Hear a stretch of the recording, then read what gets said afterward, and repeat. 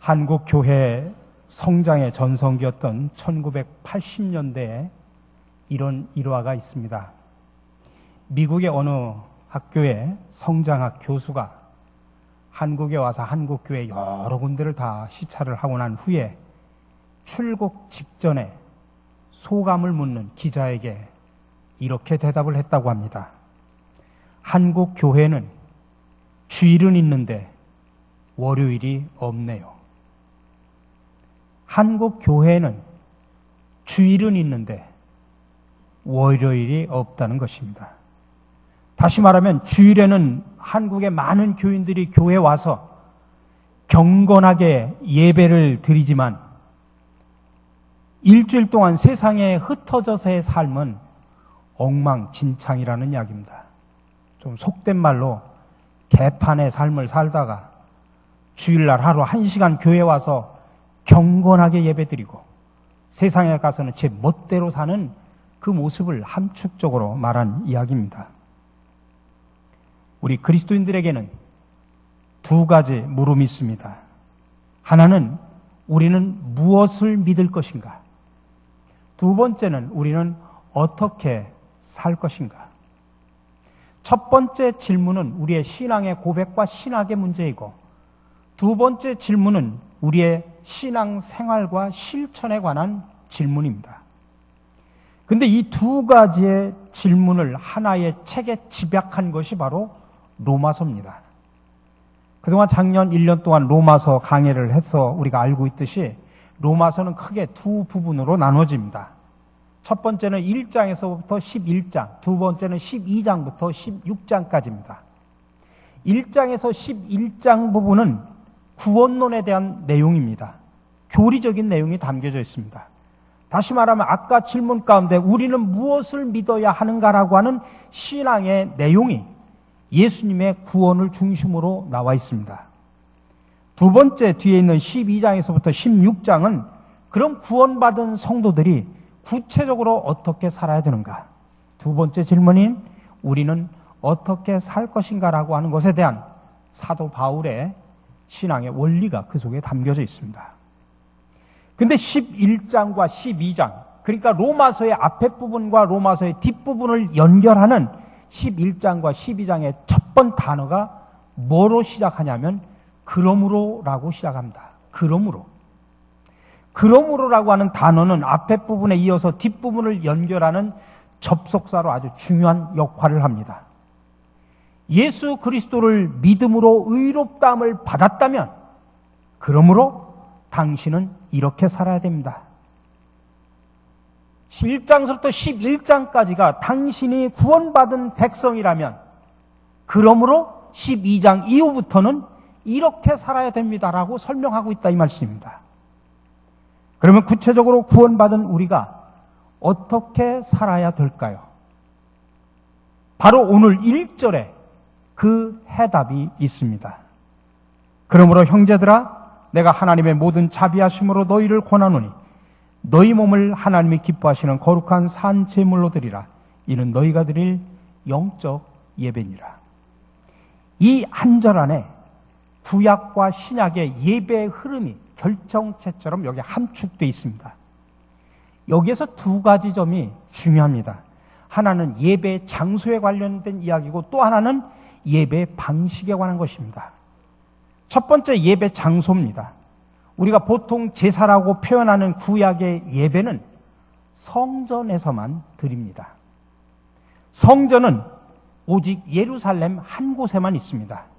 그래서 구약의 가르침에 따르면 성전은 오직 한 곳 예루살렘입니다. 그러니까 예루살렘 이외에 다른 장소에서 예배를 드리고 다른 장소를 예배 처소로 만들면 그게 바로 우상 숭배였습니다. 두 번째로는 예배 방식인데 구약의 예배는 반드시 제물이 있어야 됩니다. 짐승으로 드리던 곡물로 드리던. 근데 짐승을 드릴 경우 짐승 제물은 죽여야 했습니다. 그래서 제물로 바치는 짐승은 피 흘리며 죽습니다. 그러니 구약 제사의 목적 중에 핵심이 뭐냐면 죄의 용서인데 죄에는 대가가 따르는데 그걸 바로 피 흘림으로 치릅니다. 근데 이 로마서 12장 1절은 이 예배 장소와 예배 방식을 하나로 승화를 시킵니다. 예배 방식부터 봅시다. 구약에서는 바로 제물을 통해서 짐승을 잡아서 드렸는데, 신약의 예배에서는 제물이 짐승이 아니라 예배를 드리는 나 자신이라는 것입니다. 그것도 예배를 드리는 내 몸. 여러분, 인간의 몸이라고 하는 것은 추상적인 게 아니죠. 구체적이고 실제적인 우리의 삶 전체를 표현하는 상징적인 말입니다. 그러니까 하나님께 예배를 드리는 그리스도인의 삶 전체가 다 제물이라는 이야기입니다. 그래서 그 제물을 뭐라고 표현하냐면 산제물이라 이렇게 표현하는 것입니다. 구약에서 짐승을 죽여서 바친 것처럼 사람의 몸을 실제로 정말 죽여서 바치라, 그 이야기가 아닙니다. 나의 몸과 나의 마음과 나의 영혼, 심지어는 나의 가정과 내가 사회에서 활동하는 모든 활동이 다 제물처럼 온전히 하나님께 헌신되어 살아가야 된다는 뜻입니다. 자신이 바로 제물이라고 하는 이 가르침은 예수님이 당신의 삶 속에서 친히 보여주셨습니다. 예수님은 십자가에서 자신의 온 몸과 존재 전체를 다 제물로 바치셨습니다. 그리고 그 예수님을 주님으로 고백하는 모든 사람들은 그 길을 따르기로 결단한 사람들입니다. 그러니 신체를 갖고 사는 동안 우리의 삶 전체는 다 주님의 것이고 주님께 드려진 제물입니다. 내 것은 없습니다. 모든 것이 하늘 아버지의 뜻대로 진행돼야 됩니다. 그게 바로 우리의 기쁨이고 우리의 감사가 되어야 합니다. 예배의 이 제물에 대한 이 가르침이 예배 장소에 대한 가르침 속에도 담겨져 있습니다. 예배 장소는 구약에서는 예루살렘 한 곳이었는데 이제는 아닙니다. 그것을 영적으로 확장을 해보면 우리의 일상이 진행되는 모든 장소가 다 성전입니다. 그러니 내 집도 성전이고 또 내 회사도 성전이고 내가 친구와 만나서 커피를 마시는 그 카페도 성전입니다. 언제 어디서 누구를 만나든 또 내가 무슨 일을 하든 하나님께 예배하는 태도와 마음으로 사는 것입니다. 다시 말하면 우리의 삶이 예배가 되어야 한다고 하는 그런 이야기입니다. 사도 바울은 이어서 본문 2절에서 우리의 삶이, 일상의 삶이 예배가 되기 위해서 구체적으로 이렇게 해야 됩니다 라고 표현을 하는 것입니다. 그것을 하나님이 제일 기뻐하신다는 이야기입니다. 그것이 바로 우리가 드릴 영적 예배라고 하는 것입니다. 우리는 영적 예배라면 무슨 신비한 모습으로 드리는 게 영적 예배라고 착각을 하는데 그게 아니라 우리의 일상의 삶 속에서 하나님이 기뻐 받으시는 그 일을 행하는 것이 바로 영적 예배라는 이야기입니다. 2절의 말씀입니다. 구체적으로 세 가지를 말하는데 너희는 이 세대를 본받지 말고 오직 마음을 새롭게 함으로 변화를 받아 하나님의 선하시고 기뻐하시고 온전하신 뜻이 무엇인지 분별하도록 하라. 자, 우리가 이제 오늘 예배를 드리고 이제 세상으로 흩어져서 일주일 동안 살아가는데 오늘 여기서만 예배 드리는 것이 아니라 우리의 구체적인 일주일 동안의 삶 자체가 예배인데 그 삶이 하나님이 기뻐 받으시는 예배가 되기 위해서는 이렇게 세 가지를 명심하고 살아라, 그 이야기입니다. 첫 번째가 이 세대를 본받지 말라는 이야기입니다. 오늘 2절에서 말합니다. 너희는 이 세대를 본받지 말고. 여러분, 무엇보다도 이 세대를 본받지 않기 위해서는 무엇보다도 우리의 사고와 교회 안에 슬그머니 들어온 세상적인 가치관, 한마디로 요약을 하면 물질주의와 성공주의를 버려야 됩니다. 요즘 교회 안에서 번영의 복음이라고 하는 것을 많이 사용을 합니다. 번영의 복음이라고 하는 건 뭐냐면 그리스도인은 오는 세상만이 아니라 이 세상에서도 모든 면에서 잘 된다고 믿으며 그것을 추구하는 삶을 말합니다. 다시 말하면 우리가 영적인 면과 죽음 이후에도 관심을 기울이지만은 대개는 이 세상에 살면서 건강과 재물과 행복을 강조합니다. 그래 상당히 현세 중심적인 그런 신앙의 모습으로 나타나게 됩니다. 근데 이 번영의 복음이 문제가 되는 가장 큰 이유는 결국 교회가 성경이 제시하는 길을 무시하고 오직 개인과 교회의 성공만을 지향한다는 데 문제가 있다는 것입니다. 여러분, 얼마 전에 한국 사회에 나타난 여러 가지 사건들과 관련해서 자살로 그 생애를 마치는 그런 사람들 가운데 몇몇은 교회 장로였다고 하는 슬픈 보도를 우리는 듣습니다. 여러 대형교회 세습 문제, 또 빚을 내 지은 커다란 예배당이 결국 이단에 팔리는 그런 사건들, 이 문제들이 이런 것들을 아주 대표적으로 드러내는 예들입니다. 사회적으로 저명 인사이고 소위 성공한 사람들인데, 그리고 교회 공동체 안에서 장로인데, 결국 그런 사람들이 사회 문제 인물로 드러나서 결국 자살로 생애를 마치는 것에서 한국 교회가 개인적으로도 성공을 추구하고 있었고, 그 성공의 기준이 세상의 지위와 물질적인 부였다고 하는 것이 그대로 드러나는 것입니다. 개인이 잘 되기를 바라고 그 척도를 이 세상에서 돈 많이 벌고 건강하고 그러면서 교회의 여러 가지 종교 행사에 열심인 것으로 판단하는 교회들은 결국 그래서 교회의 성장과 부흥을 강조할 수밖에 없습니다. 그때 그 기준 역시도 성도들이 얼마나 교회에 많이 출석하는가, 그 교회 재정이 얼마나 많은가, 그 교회 건물이 어떤가, 어떤 일을 하는가 등등으로 나타난다고 하면 이것이 현저한 물질주의와 성공주의의 대표적인 예들입니다. 그렇기 때문에 우리 한국 교회에서 이런 은밀한 물질주의와 성공주의가 도사리고 있다는 사실을 우리가 솔직하게 인정하고, 이제 우리는 하나님의 말씀으로 돌아가 참회하고 바로 잡아야 됩니다. 여러분, 우리 교회의 올해 표가 뭡니까? 말씀으로 새로워지는 교회가 되자는 이야기입니다. 그동안 우리가 세상적인 가치관을 가지고, 아니 교회 안에도 신앙 자체도 세상적인 가치 기준을 가지고 판단하고 살아왔던 우리의 삶을, 빗나간 우리의 삶을 말씀으로 다시 교정하자는 이야기입니다. 다시 새로워지자는 이야기입니다. 우리가 하나님 앞에 서서 우리가 하는 생각과 행동들이 과연 하나님의 말씀인 성경에 부합하는지 살펴보자는 이야기입니다. 왜냐하면 성경만이 우리의 객관적인 기준이기 때문입니다. 여러분, 예를 들어서 성경에 보십시오. 예수님은 분명하게 말씀하셨습니다. 너희가 하나님과 재물을 겸하여 섬기지 못하느니라. 그 말씀 앞에서 어떤 이야기를 했냐면, 한 사람이 두 주인을 섬기지 못할 것이니 혹 이를 미워하고 저를 사랑하거나 혹 이를 중히 여기고 저를 경히 여기게 된다라고 이야기합니다. 그러므로 우리와 교회는 재물에 대한 집착에서 우리가 벗어날 수 있어야 됩니다. 왜? 하나님과 재물을 겸하여 섬기지 못한다고 예수님은 분명하게 단언을 하셨기 때문입니다.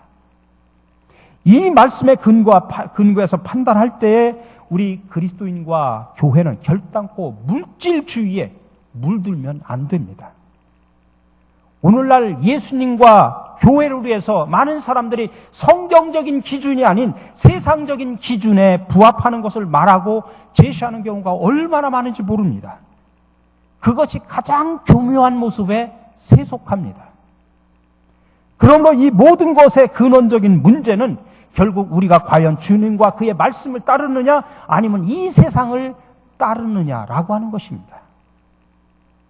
여러분, 성도는 구별된 사람이라고 말하지 않습니까?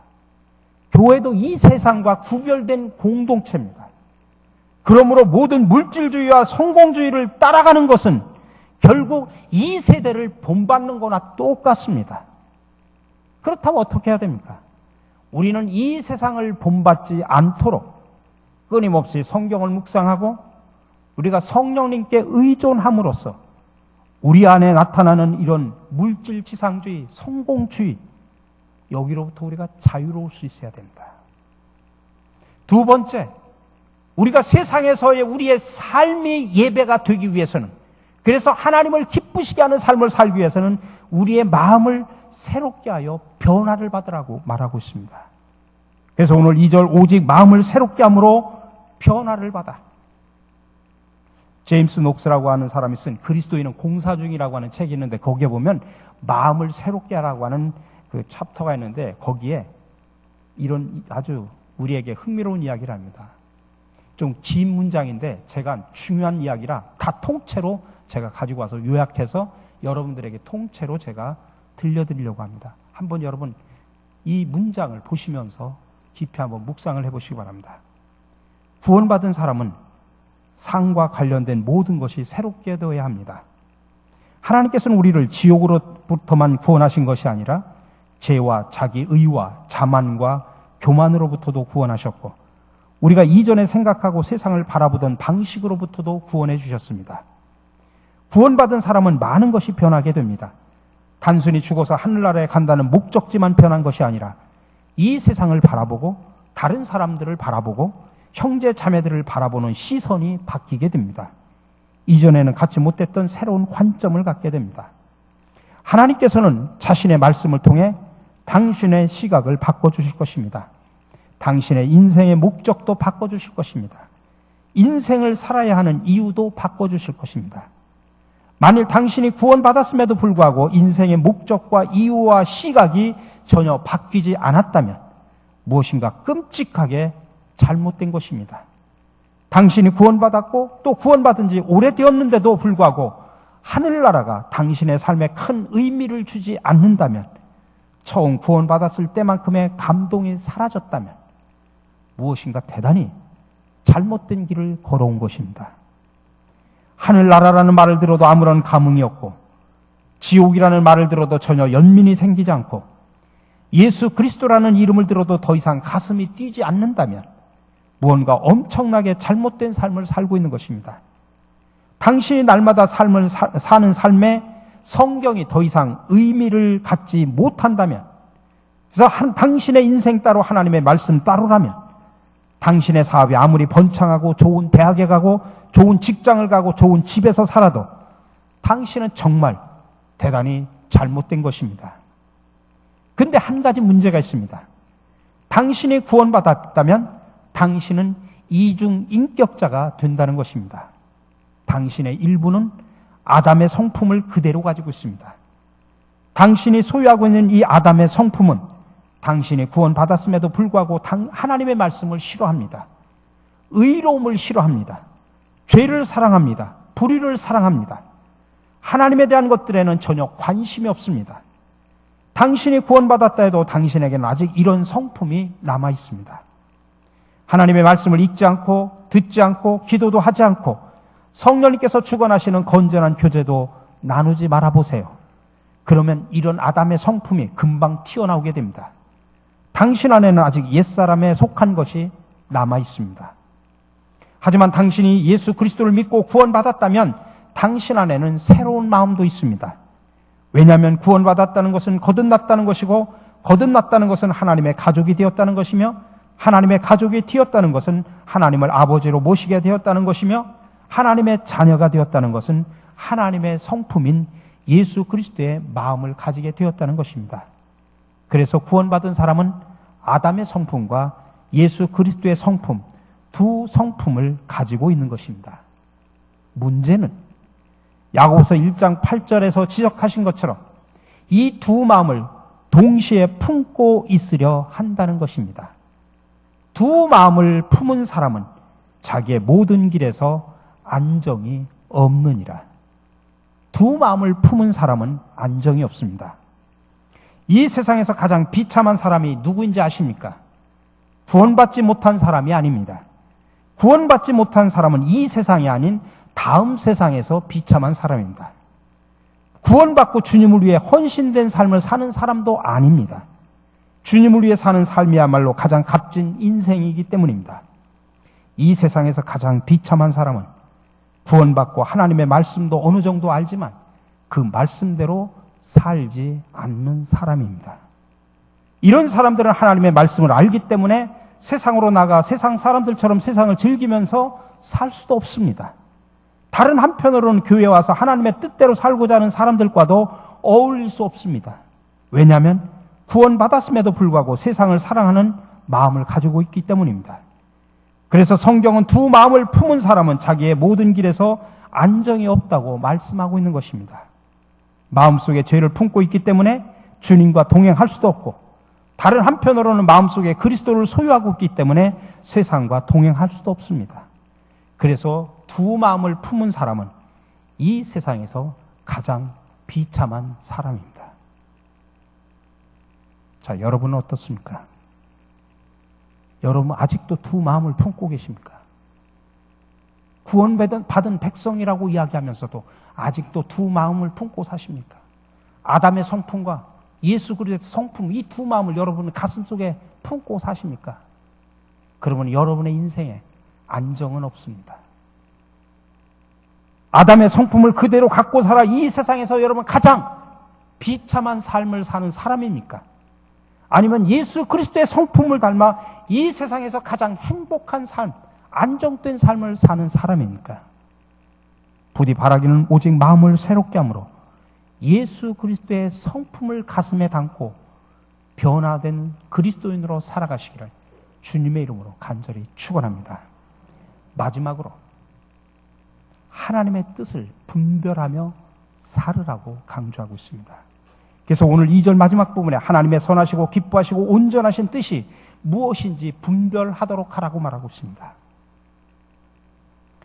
가끔 우리 주변에서 하나님의 음성을 들었다, 하나님의 지시를 받았다라고 하는 그런 사람들로 인해서 교회나 공동체가 어려워지는 것을 볼 수 있습니다. 흔히 사람들은 누가 음성을 들었다, 누가 지시를 받았다고 하면 마치 옆에서 친구가 얘기하듯이 아니면 선생님이 막 지시해 주는 대로 말하는 것으로 생각을 합니다. 하지만 그것은 아닙니다. 그런 것들은 대부분 보면 성경을 읽다가 또 막 기도하다가 또 다른 사람들과 상담을 하다가 그게 하나님의 뜻일 것 같다는 생각이 자기 마음에 떠오른 것에 불과합니다.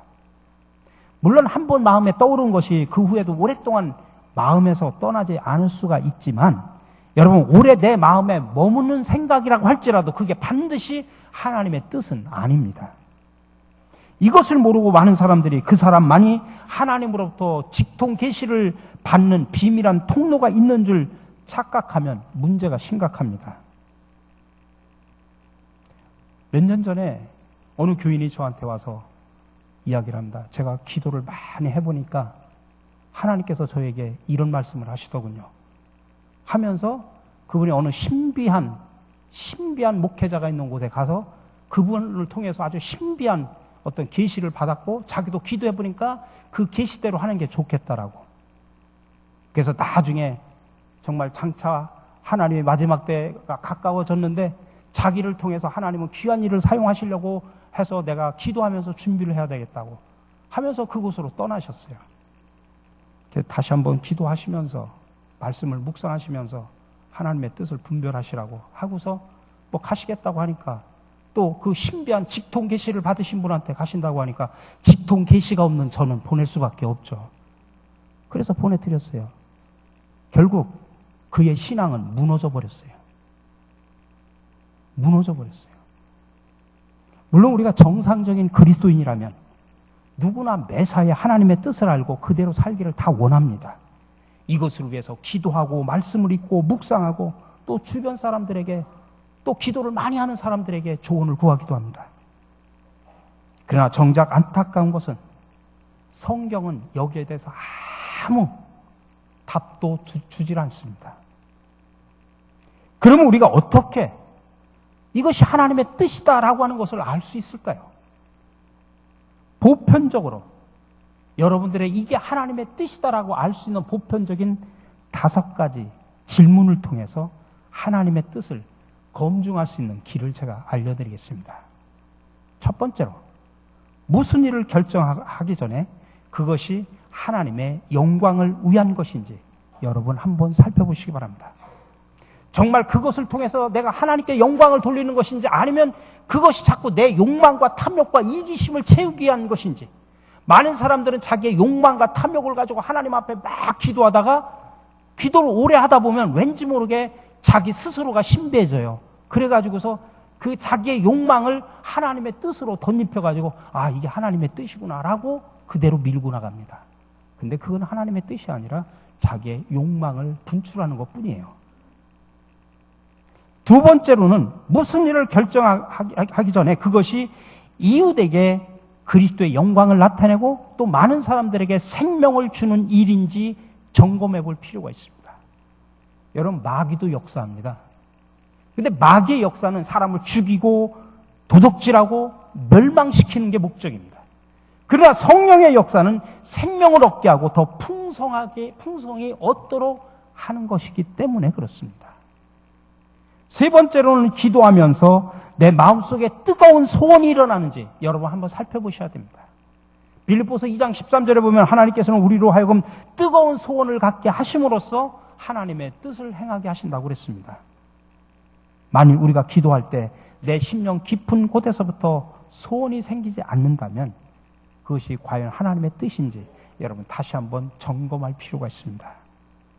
네 번째로는 무엇을 하고자 하는 생각과 소원이 하나님의 말씀인 성경과 일치하는지 안 하는지 여러분 검토해 보셔야 됩니다. 이것이 하나님의 말씀과 일치한다면 하나님의 뜻이지만 말씀에 어긋난다면 그것은 하나님의 뜻이 아닙니다.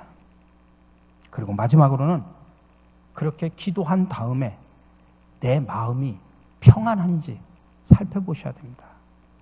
왜 그러냐면 우리가 믿는 하나님은 평강의 하나님이십니다. 그러므로 하나님의 뜻이면 내가 그런 결정을 해도 하나님께서 내 마음에 평안을 주십니다. 만일 우리 마음에 지속적인 평안이 온다고 하면 출발하라는 하나님의 사인으로 받으셔도 됩니다. 그러나 지금까지 말한 5가지 질문에 어느 한 가지라도 노라는 대답이 있다고 하면 여러분 하나님의 뜻이 아니다라고 생각하시고 과감하게 포기하시기 바랍니다. 우리가 하나님의 뜻을 알고 행하면 하나님께서는 우리의 자원이 되어주십니다. 우리가 이와 같은 기준으로서 하나님의 뜻을 바로 분별해서 행할 때 우리는 승리하는 삶을 살 수가 있게 되는 것입니다. 개혁주의 신학자인 에드윈 파머라는 분이 또 하나님의 뜻을 분별하는 법이라는 책 속에서 그는 하나님의 뜻을 분별하는 정확한 2가지 기준을 우리에게 제시를 합니다. 그것은 성경과 성령의 조명이라고 표현했습니다. 하나님께서는 성경을 통해서 하나님의 뜻을 우리에게 계시해 준다는 이야기죠. 여러분 엉뚱한 데 가서 어떤 사람이 직통 계시를 받았다고 그 사람한테 가서 하나님의 뜻, 그분이 하나님의 뜻이 이렇습니다 라고 해서 받지 마십시오. 성경에 이미 66권 속에 하나님의 뜻이 다 담겨져 있습니다. 그리고 성령께서 우리를 하나님의 뜻으로 갈 수 있도록 인도해 주십니다. 그래서 성경과 성령의 조명이 기준이다라고 이야기를 합니다. 그럼에도 불구하고 그의 결론은 뭐냐면 우리 인간이 성경 이외의 문제에 있어서 이것이 하나님의 뜻입니다라고 분명히 말할 수 있는 것은 아무것도 없다 그렇게 표현합니다. 다만 우리가 하나님 안에서 최선을 다해 살아갈 때 하나님께서 그 모든 것이 협력하여 선을 이루어 주신다라고 말하고 있습니다. 제가 오늘 아침에 제가 문자를 받았어요. 그 문자 속에 제가 기도하면서 보니 이게 하나님의 뜻인 것 같아서 제가 목사님한테 요청을 하고 싶은데 목사님 어떠시겠습니까? 라고 저한테 문자가 왔어요. 근데 그분이 9시 예배를 참석을 하셨어요. 마침 또 오늘 기도가 하나님의 뜻이에요. 그래가지고서 나가시면서 저를 붙잡고 목사님 오늘 저를 위한 말씀을 하셨군요. 그렇게 말씀하시고 나가시더라고요. 제가 그 말씀 무슨 얘기인지 설명 안 해도 그분은 이미 알아듣고 그냥 가셨어요. 여러분 우리가 성도로서 주일에 교회 나와 경건하게 예배를 드리는 거, 또 세상에 흩어져서 일주일 동안 우리의 삶으로 예배를 드린다고 하는 것, 정말 이상적이지만 결코 쉬운 일은 아닙니다. 우리가 각자의 삶의 자리 속에서 정직하고 진실하고 의롭게 살려고 하면 할수록 세상이 우리를 가만히 두질 않습니다. 아니 특별히 사탄은 우리를 끊임없이 유혹하고 넘어뜨리려고 합니다.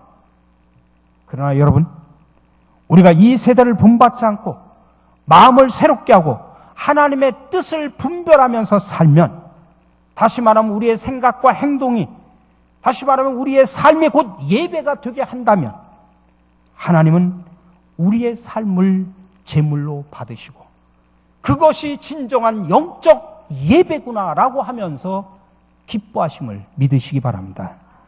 그러므로 우리 모두 하나님의 기쁨이 되는 멋있는 제물, 멋있는 성도 여러분들이 되시기를 주님의 이름으로 간절히 축원합니다.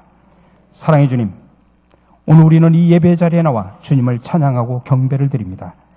주님 홀로 영광 받아 주시옵소서.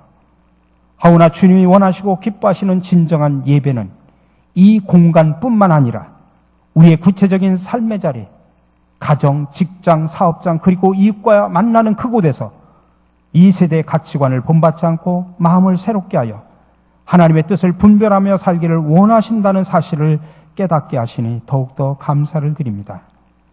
우리는 주님을 믿고 주님의 은혜로 구원받은 자들입니다. 그러므로 이 세상에서 우리의 구체적인 삶이 제물이 되어 주님을 진정으로 예배하는 영적 예배자들이 되게 하여 주시옵소서.